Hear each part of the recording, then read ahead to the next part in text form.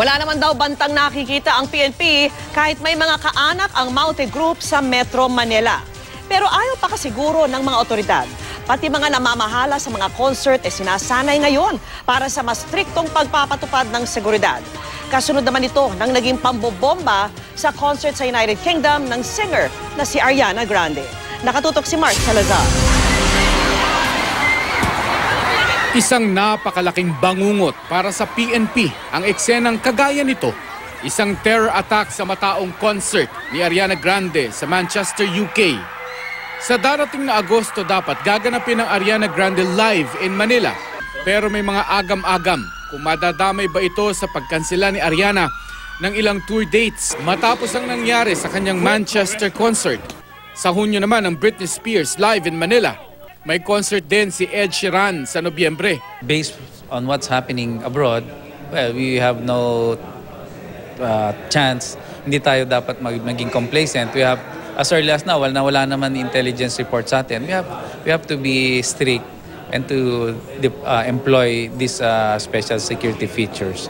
Pinulong ng Southern Police District ang mga venue owner at events organizer sa Pasay City Hall para sanayin sila sa mas istriktong security package sa bawat concert at public gathering. We will be requiring organizers to submit the request at least 3 weeks before the intended event and to immediately make proper coordination with the security forces.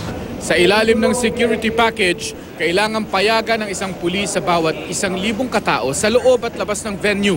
2 nakakubling PNP sniper sa loob ng venue. Can we request from the PNP physical features of the new physical features of IED so we can brief our guards? Magsiset tayo siya ng isang seminar para doon sa mga security guards niyo, sir. Wala rin daw intel report ang PNP na aabot sa Metro Manila ang gulo sa Marawi City. Pero hindi rin daw imposibleng may nagpaplano ng pag-ataking sumisimpatsya sa mga terorista roon.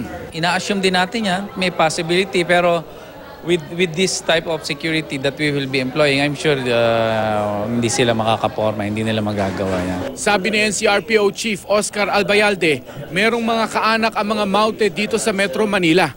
Pero wala raw silang nakikitang banta mula sa mga ito. Hindi naman porke relative sila, they're already violent, no? That doesn't mean na sila ay radical also. Kung merong nakikita yung ating mga kababayan, sabi nga natin, they should report anything that is out of the ordinary. Mark Salazar, Nakatutok, 24 Oras.